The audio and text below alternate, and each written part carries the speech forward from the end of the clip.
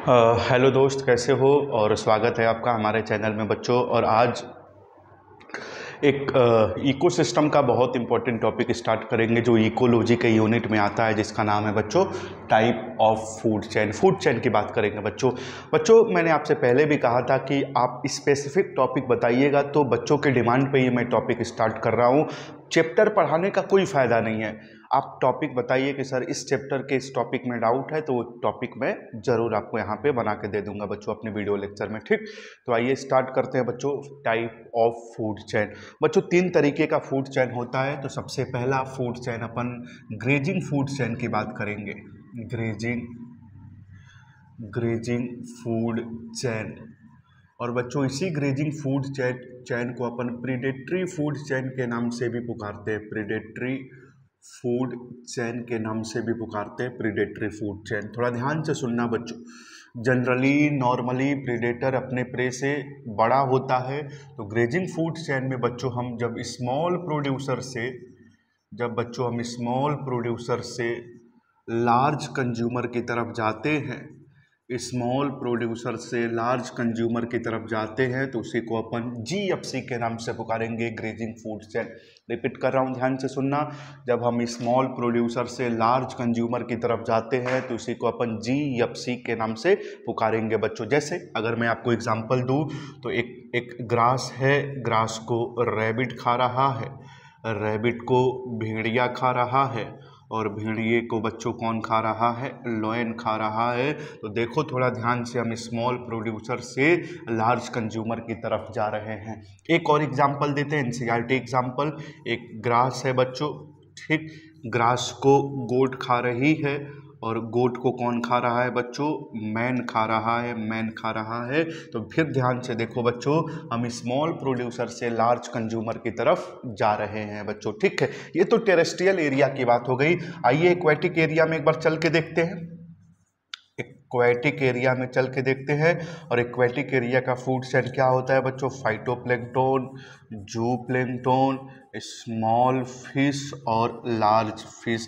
अगर ओशियन होगा बच्चों तो क्या होगी? शार्क होगी। अगर ओशियन होगा तो शार्क होगी। थोड़ा ध्यान से देखना बच्चों, फाइटोप्लैंक्टन माइक्रोस्कोपिक होते हैं, तो हम स्मॉल प्रोड्यूसर से लार्ज कंज्यूमर की तरफ जा रहे हैं। तो जिस फूड चेन में हम बच्चों स्मॉल प्रोड्यूसर से लार्ज कंज्यूमर की तरफ जाते हैं बच्चों, उसी को अपन ग्रेजिंग फूड चेन या जीएफसी के नाम से या प्रीडेटरी फूड चेन के नाम से पुकारेंगे बच्चों। ठीक, अब दूसरा फूड चेन आता है जिसको अपन पीएफसी कहते हैं। पीएफसी का मतलब parasitic food chain, parasitic food chain. थोड़ा ध्यान से देखना। दूसरा आएगा बच्चों पीएफसी। पीएफसी का मतलब parasitic food chain, parasitic food chain, PFC. PFC बच्चों, पैरासाइट हमेशा अपने होस्ट से बड़ा होता है बच्चों। तो पीएफसी में बच्चों हम पीएफसी में बच्चों हम लार्ज प्रोड्यूसर से, पीएफसी में हम लार्ज प्रोड्यूसर से बच्चों स्मॉल कंज्यूमर की तरफ जाते हैं। लार्ज प्रोड्यूसर से स्मॉल कंज्यूमर की तरफ जाना ही पीएफसी कहलाएगा, और स्मॉल प्रोड्यूसर से लार्ज कंज्यूमर की तरफ जाना जीएफसी मतलब ग्रेजिंग फूड चेन कहलाएगा। जैसे एग्जांपल दो बच्चों, एक ट्री है, ट्री के ऊपर बर्ड बैठी है, और बर्ड के ऊपर बच्चों पैरासाइट है, बर्ड के ऊपर पैरासाइट है। तो थोड़ा ध्यान से देखो बच्चों कि हम लार्ज प्रोड्यूसर से स्मॉल कंज्यूमर की तरफ जा रहे हैं। जब हम लार्ज प्रोड्यूसर से स्मॉल कंज्यूमर की तरफ जाएंगे बच्चों, उसी को अपन पीएफसी के नाम से पुकारेंगे। चलो, अगला फूड चेन होता है बच्चों डीएफसी। डीएफसी डीएफसी का मतलब होता है बच्चों detritus food chain, detritus food chain. DFC को अपन डेट्राइटस फूड चेन के नाम से पुकारते हैं बच्चों। डेट्राइटस का मतलब डेड मटेरियल होता है, डेड मटेरियल। तो इस फूड चेन की स्टार्टिंग कहाँ से हो रही है? डेड मटेरियल से। तो ये रहा प्लांट और एनिमल का बच्चों, प्लांट और एनिमल का डेड मटेरियल। ठीक, प्लांट और एनिमल का डेड मटेरियल, और इसके ऊपर ये रहे बैक्टीरिया और फंजाई, बैक्टीरिया और फंजाई। थोड़ा ध्यान से सुनना बच्चों, डीएफसी को सुनना थोड़ा ध्यान से। बच्चों डीएफसी में हर वो रूल रेगुलेशन अप्लाई नहीं है जो जीएफसी में है। जीएफसी में 10% लॉ अप्लाई है, लेकिन डीएफसी में 10% लॉ अप्लाई नहीं है। क्यों नहीं है? क्योंकि जब 10% लॉ अप्लाई होता है तो 10% ही नया बायोमास बनता है, मेटाबॉलिक एक्टिविटी मेटाबॉलिक लॉस होता है। क्या ये dead material metabolic activity metabolic loss कर रहा है? नहीं। क्या यहाँ पे 10% ही नया बायोमास बन रहा है? नहीं। अरे भरोसा ही नहीं है कब क्या हो जाए। आज तो पेड़ से पत्ती टूटी है, कल पूरा पेड़ ही आ जाए। आज एनिमल एक्सक्रीटा करके गया है, कल पूरा एनिमल ही मर जाए। कोई भरोसा नहीं है बच्चों, कोई भरोसा नहीं है। इसीलिए ये नॉर्मल फूड चेन के जैसा नहीं है, मतलब ये नॉर्मल फूड चेन का एक्सेप्शन है। नॉर्मल फूड चेन का एक्सेप्शन है, नॉर्मल फूड चेन का एक्सेप्शन है। बच्चों अगर टेरेस्ट्रियल एरिया में हम हैं, टेरेस्ट्रियल एरिया में है तो ये फूड चेन यहीं पे रुक जाएगी, मोस्टली यहीं पे रुक जाएगी। चलिए बच्चों एक्वेटिक एरिया में चल के देखते हैं, एक्वेटिक एरिया में चल के देखते हैं। थोड़ा ध्यान से देखना बच्चों, एक्वेटिक एरिया में ये रहा फाइटोप्लैंक्टन, ठीक, ये रहा, सॉरी देखना, ये रहा डेट्राइटस, मतलब प्लांट और एनिमल का डेड मटेरियल। इसके ऊपर बैक्टीरिया और फंजाई, बीएफ का मतलब बैक्टीरिया एंड फंजाई, और इस बैक्टीरिया फंजाई को फीड करने के लिए लार्वा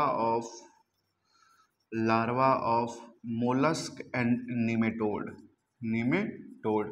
ठीक, और इसको फीड करने के लिए स्मॉल फिश, और इसको फीड करने के लिए बच्चों लार्ज फिश है। थोड़ा ध्यान से सुनना, एक्वेटिक एरिया में ये फूड चेन आगे बढ़ रही है, एक्वेटिक एरिया में ये फूड चेन आगे की तरफ बढ़ रही है क्योंकि जीएफसी डीएफसी से कनेक्ट है। रिपीट करूंगा, ध्यान से सुनना, एक्वेटिक एरिया में बच्चों ये फूड चेन आगे की तरफ बढ़ रही है क्योंकि डीएफसी जीएफसी से कनेक्ट है। अरे बच्चों हम तो पढ़ाई करने के लिए बोलते हैं ये जीएफसी ये पीएफसी ये डीएफसी, हमारे नेचर में तो सब इंटरकनेक्टेड है, सब कुछ इंटरकनेक्टेड है। तो 3 तरीके का फूड चेन है बच्चों। सबसे पहला ग्रेजिंग फूड चेन, जब हम स्मॉल प्रोड्यूसर से लार्ज कंज्यूमर की तरफ जाते हैं बच्चों तो इसको ग्रेजिंग फूड चेन कहते हैं। जब हम लार्ज प्रोड्यूसर से स्मॉल कंज्यूमर की तरफ जाते हैं बच्चों इसमें इसे पैरासिटिक फूड चेन कहते हैं। और जिस फूड चेन की स्टार्टिंग डेड मटेरियल से हो रही है उसे अपन डीएफसी या डेट्राइटस फूड चेन के नाम से पुकारेंगे। फिर मैं रिपीट कर रहा हूं, डेट्राइटस फूड चेन में एक्वेटिक एरिया में ये फूड चेन आगे की तरफ बढ़ रही है क्योंकि डीएफसी जीएफसी से कनेक्ट है। और हम पढ़ाई करने के लिए बोलते हैं ये डीएफसी वो पीएफसी ये जीएफसी, हमारे नेचर में सब कुछ इंटरकनेक्टेड है बच्चों, सब कुछ इंटरकनेक्टेड है। तो इतनी बात एनसीईआरटी बुक आपसे फूड चेन के बारे में लिख रही थी। और एनसीईआरटी बुक के 246 पेज नंबर पे जाइएगा और एक सेकंड पैराग्राफ है, आइए उसी सेकंड पैराग्राफ को पढ़ते हैं। बहुत कंसेप्चुअल पैराग्राफ है बच्चों, तो आइए एक बार ध्यान से समझना, क्योंकि आप ग्रेजिंग फूड चेन भी समझ चुके हैं, आप पीएफसी भी समझ चुके हैं, और मतलब पैरासिटिक फूड चेन भी समझ चुके हैं, और डीएफसी भी आप समझ चुके हैं। तो आइए एनसीईआरटी बुक के 246 सेकंड पैराग्राफ की बात करते हैं, क्या एनसीईआरटी बुक लिख रही है बच्चों, ठीक। आना बच्चों, फूड चेन 3 तरीके का मैंने आपको पढ़ाई दिया था। अब आइए बच्चों एनसीईआरटी बुक 246 सेकंड पैराग्राफ पे फूड चेन के बारे में कुछ बात कह रही है, उसको समझ लेते हैं क्योंकि बहुत कंसेप्चुअल वो पैराग्राफ है। तो अपन लोग 3 फूड चेन समझ चुके हैं, जीएफसी पीएफसी और डीएफसी। तो आइए 246 सेकंड पैराग्राफ को एक बार समझ लेते हैं बच्चों। थोड़ा ध्यान से देखना बच्चों, थोड़ा ध्यान से देखो। सबसे पहले अपन टेरेस्ट्रियल एरिया में रहेंगे, फिर अपन एक्वेटिक एरिया में चलेंगे बच्चों, ठीक। थोड़ा ध्यान से देखना बच्चों, ये रहा बड़े बड़े प्रोड्यूसर, ये रहे बड़े बड़े प्लांट, दिख रहा है आपको, बड़े बड़े प्लांट, हर्ब भी है, श्रब भी है, घास भी है, सब यहाँ हर्ब श्रब ग्रास सब कुछ। इस ग्रास को बच्चों एक रैबिट खा रहा है, इस रैबिट को भेड़िया खा रहा है, और इस भेड़िए को लॉयन खा रहा है। बताओ कौन सा फूड चेन? तो आपने कह दिया सर जीएफसी, जीएफसी। इस प्लांट के ऊपर एक बर्ड बैठी है और इस बर्ड के ऊपर बच्चों पैरासाइट फीड कर रहा है। अब मैंने आपसे पूछा कौन सा फूड चेन, तो आपने कह दिया सर पीएफसी, ठीक। पेड़ से पत्ती भी टूटी, पेड़ भी टूटा, रैबिट भी मरा, वुल्फ भी मरा, लॉयन भी मरा, ये सारा कचरा क्या कहलाएगा? डेट्राइटस कहलाएगा। अब मैंने आपसे पूछा कौन सा फूड चेन, तो आपने कह दिया सर डीएफसी। इस डेट्राइटस के ऊपर कौन फीड करेगा बच्चों? तो bacteria and fungi, bacteria and fungi, थोड़ा ध्यान से सुनना बच्चों एकदम। इस डेट्राइटस के ऊपर केवल बैक्टीरिया और फंजाई फीड नहीं करेंगे, अर्थवॉर्म जैसे एनिमल भी तो फीड कर सकता है जो डेट्राइटिवोर एनिमल है।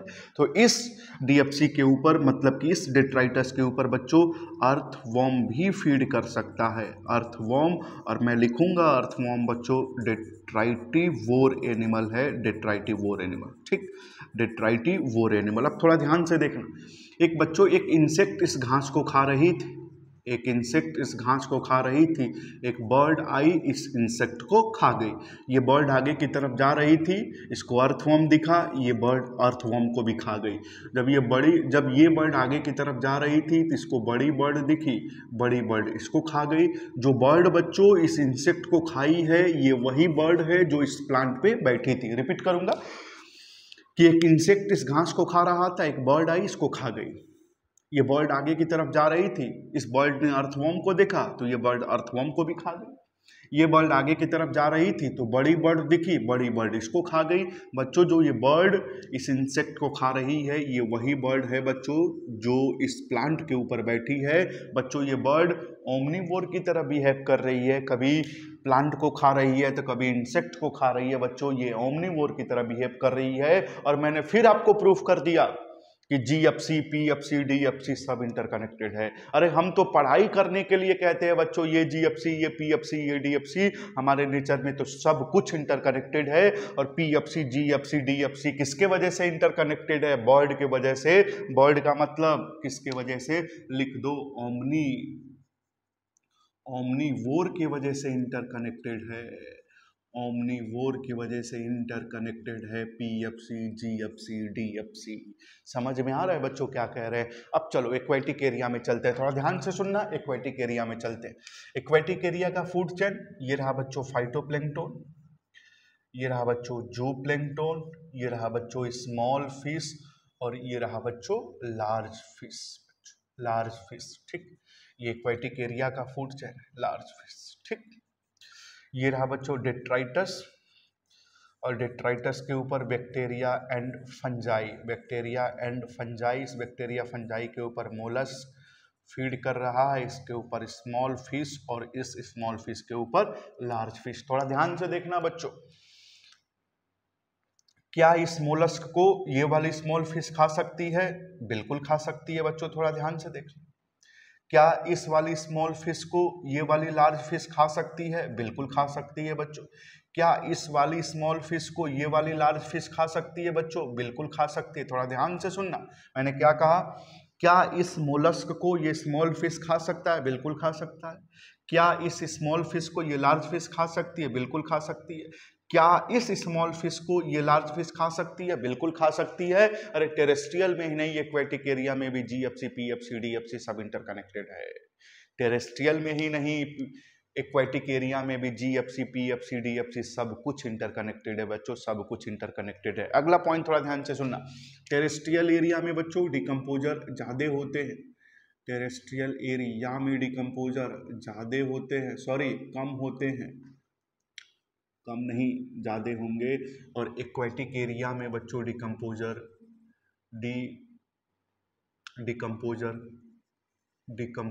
कम होते हैं, कम होते हैं। दो स्टेटमेंट बोलूँगा मैं आपसे कि टेरेस्ट्रियल एरिया में डिकम्पोजर ज़्यादा और एक्वेटिक एरिया में डिकम्पोजर कम क्यों है? क्योंकि आपको पता है एक्वेटिक एरिया का most of area salt concentration वाला है और माइक्रोब सॉल्ट कंसंट्रेशन को टॉलरेट नहीं कर पाते, पहला रीजन। और जब आप ओशियन की गहराई में जाइएगा बच्चों तो ऑक्सीजन की सिस्टम पे फर्क पड़ता है। और आपको पता है कि बच्चों जो डिकम्पोजर हैं वो ऑक्सीजन के प्रेजेंस में ही जिंदा रहते हैं, विदाउट ऑक्सीजन डिकम्पोजर जिंदा नहीं रह सकते। इसी वजह से डिकम्पोजर कम होते हैं बच्चों एक्वेटिक एरिया में, और टेरेस्ट्रियल एरिया में डिकम्पोजर ज़्यादा होगा। अगर आज ये कह दिया जाए तो कोई दिक्कत वाली बात नहीं होनी चाहिए कि टेरेस्ट्रियल एरिया में नॉन लिविंग बच्चों लिविंग से ज़्यादा होता है, टेरेस्ट्रियल एरिया में नॉन लिविंग से ज़्यादा होगा। अब आप कहिएगा सर डिकम्पोजर ज़्यादा तो नॉन लिविंग से ज़्यादा कैसे हो सकता? थोड़ा ध्यान से सुनना, बैक्टीरिया फंजाई की आदत आपको पता है, पहले आते हैं फिर पचाते, पहले आते हैं पचाते हैं फिर खाते हैं और पचाने में टाइम लगता है।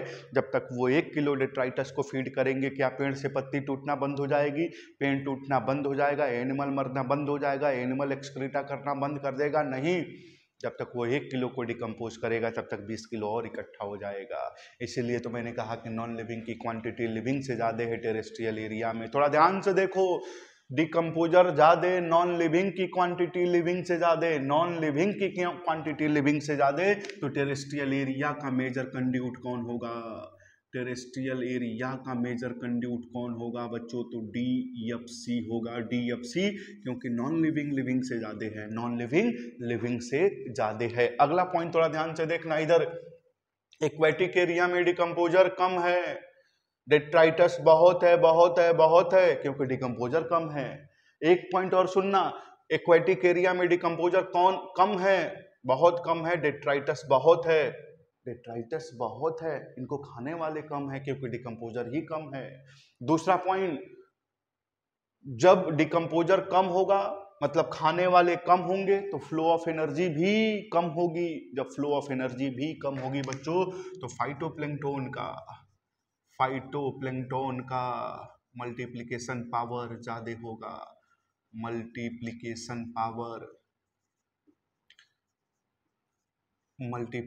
पावर ज्यादा होगा। थोड़ा ध्यान से सुनना, मैंने क्या बोला है कि एक्वेटिक एरिया में डिकम्पोजर कम है, डेट्राइटस बहुत है, लेकिन खाने वाले कम हैं। जब खाने वाले कम होंगे तो फ्लो ऑफ एनर्जी भी कम हो जाएगी, तो फाइटोप्लैंक्टन का मल्टीप्लिकेशन पावर ज़्यादा हो जाएगा। थोड़ा ध्यान से देखना, फाइटोप्लैंक्टन का मल्टीप्लिकेशन पावर ज़्यादा है, फाइटोप्लैंक्टन का मल्टीप्लिकेशन पावर ज़्यादा है, तो एक्वेटिक एरिया का मेजर कंट्रीब्यूट कौन होगा? GFC।